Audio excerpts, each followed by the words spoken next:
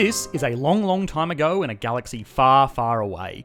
The Star Wars universe centered in this galaxy here has of course been the center of many stories filled with action, intrigue, and mindless cash grabs for toy licensing, but it is also home to an amazingly developed economy. No fictional universe that I know of has the level of depth that the Star Wars universe has garnered.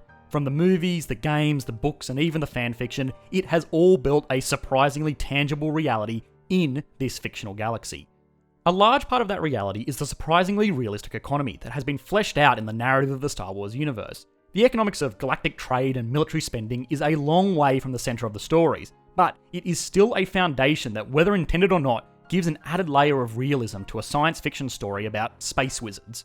Before we start exploring the history of the Star Wars galaxy's economy, we must first wrap our heads around just how mind-bogglingly large this economy is.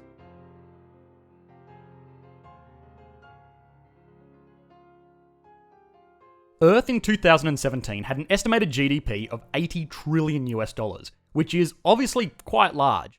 Earth is a modern and mostly industrialized, technically evolved planet. We have technologies that enable nuclear power, mass production, computer science technology, almost instantaneous communication, and the ability to generate and store a large amount of energy in useful forms, like turning black rocks into electricity, or sunlight into electricity, or nuclear power into electricity, and you get the point.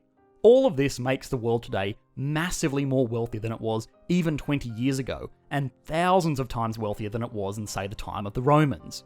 The ability to harvest more resources and convert more energy more efficiently is a really good benchmark for the size of an economy. Now, we have looked at economies like, say, the Democratic Republic of the Congo, that have all of the resources that they could ever want, but are still stuck with a tiny, unproductive economy because of the issues around governance and the industriousness of the nation. But if we look at their energy production, we will find that it is more in line with their GDP figures when compared to other nations. The more energy a nation produces and consumes, normally the larger their economy is, generally speaking. Another big thing is that in this video I am going to say, produce energy. And I know energy cannot be created nor destroyed, only transformed, but please bear with me here. This is a video about economics, not thermodynamics, and you know what I mean anyway. Okay, so with that out of the way, the relationship between energy production and economic output is surprisingly strong. And while it is hard to say if it is a strong economy that dictates more energy is produced, or whether it is more energy production that facilitates a stronger economy, it is easy to say that they go hand in hand. Call it a chicken and egg. Now, in the case of the Star Wars universe, it is easy to determine that the galaxy is transforming energy on a scale millions of times that of Earth. They have faster than light travel, interplanetary communication centers, and space stations that can literally vaporize entire planets. And all of this takes a lot of energy. Fundamentally, there is actually a way to quantify the technical proficiency of the galaxy far, far away, and it is called the Kardashev Scale, which is a measure proposed by the famous Soviet astronomer Nikolai Kardashev. The Kardashev Scale breaks a civilization down into three main types. A Type 1 civilization has complete control over the energy on the scale of a planet. A Type 2 civilization, which has complete control over energy production on the scale of an average sun, and a Type 3 civilization, which has complete control over energy on the scale of a galaxy.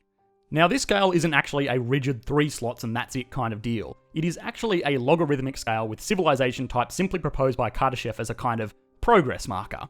Earth, for example, is about a Kardashev type 0.75 civilization. So, we kind of suck. We didn't even make it to Type 1. The Sun produces trillions of times more energy than Earth, and the galaxy is full of billions of stars. So it goes to show how far ahead a civilization like the Galactic Republic would be over Earth.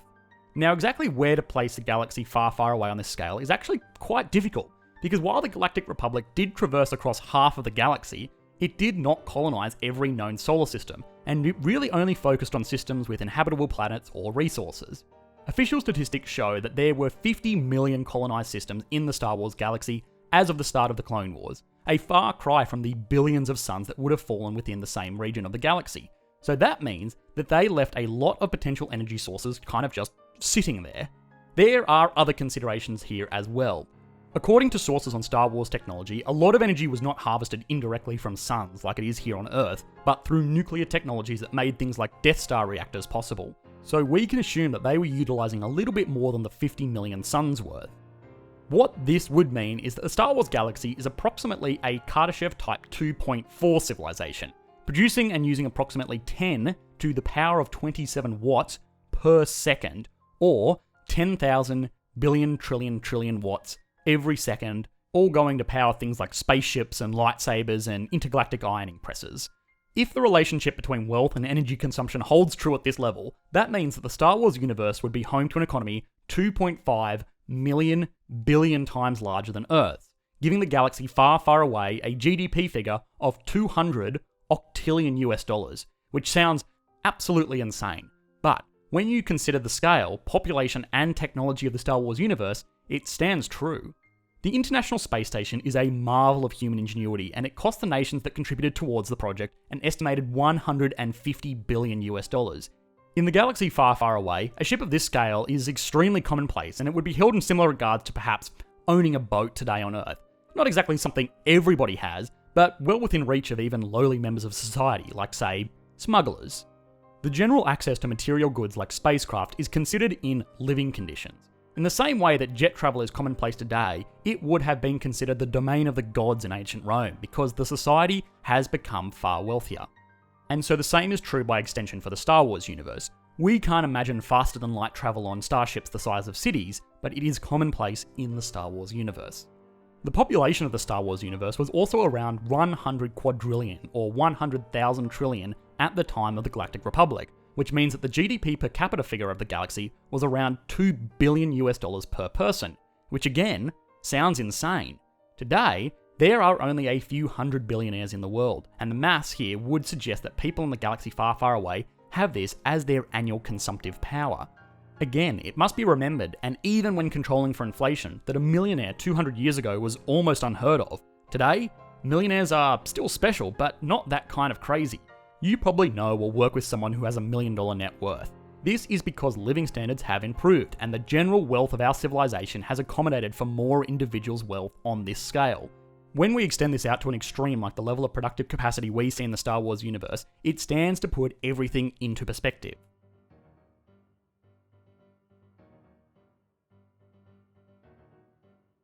Okay, so the Star Wars universe is leagues ahead of us, not only in terms of technical proficiency, but also economic prosperity. But that doesn't mean it is not without its ups and downs. And even in the few years that the narrative of the cinematic trilogy takes place over, we can identify some distinct changes in the galactic economy.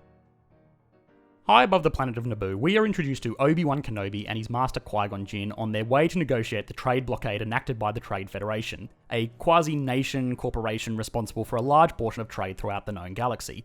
There were some droids destroyed and some lightsabers waved during this negotiation process, but more importantly than all of that, this was the end of the absolute peak of economic prosperity in the galaxy far, far away. At this time, the galaxy had been under the rule of a representative senate that had recognised the independent states all over the galaxy, but for the most part, brought them under the umbrella of a single nation with its capital on the Eucumenopolis planet of Coruscant, which was by far the most populous and influential planet in the galaxy. The Galactic Republic had prosperous industries, trade routes, and corporations. It built space highways and brought around a large period of peace amongst the worlds that fell under its umbrella.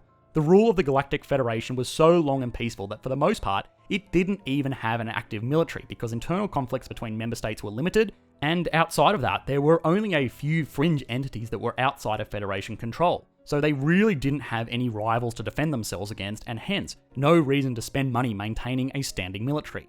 Regular channel viewers will know that stability is the foundation of any good economy, and a peaceful and cooperative republic that served its nation states for over 1,000 years is pretty hard to beat in the stability department. This all came to an end though when the Clone Wars kicked off in the prequel trilogy. The Separatists were a group of states from the Federation that were separated from the Republic, bringing about years of civil war, which would have broken down trade agreements, supply chains, and caused havoc on the stability of the galactic economy. This was all in turn made worse when the Galactic Empire was founded. Now, the Galactic Empire was an authoritarian state led by the Emperor, but it was incredibly unwieldy simply due to its enormous size. The Galactic Federation was easier to govern because for the most part the system states were working for each other. They had their own industries and the work that they did went directly to benefit them. So not only were there motivations to be more industrious, there was also less of an incentive to be rebellious. When the Galactic Empire rose to power, one of the first things they did was nationalize things like shipyards, banks, manufacturing centers, and the like. So suddenly, people were no longer working for themselves, they were working for the Empire under increasingly oppressive conditions. We have explored authoritarian states on the channel before, and found that they are really not conducive to strong economic output. What was more is that the Galactic Empire was channeling more and more money towards the largest military the galaxy had ever seen, which was used primarily to continue to subjugate the systems already under the Empire's control, which is great for being a dictatorous ruler, but not so great for building a productive economy, especially if you attempt to keep control of your proletariat masses by barbecuing productive planets that technically fall under your control. What makes this worse is that the Empire eventually falls to a group of rebels with hopes to liberate the galaxy. Now, these intentions sound great, but they will need to reinstall a new government in the place of the Empire that was overthrown in a civil war. Speaking purely from the perspective of an economist, dictatorships aren't great, but the power vacuums formed by militaristic coups are even worse, and it is logical to conclude that the galaxy would have suffered terribly in the power vacuum that was the New Republic, which caused politically sympathetic groups like the First Order to attempt to regain control over the galaxy through militaristic means over the course of a trilogy that I wish they never made. Very angry, grr grr grr.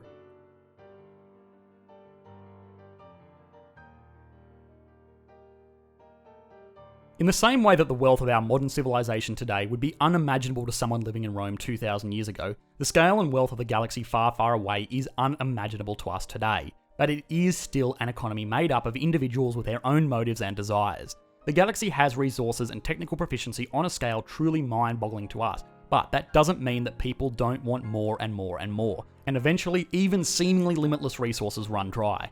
The study of what individuals do with limited resources is what economics is all about, and this extends to economies at any level, be it a small local economy, a national or global economy, and even scales up to fictional galactic economy many millions of times the size of any economy that exists today. The same fundamental issues of human nature hold true, and so the same economic forces apply.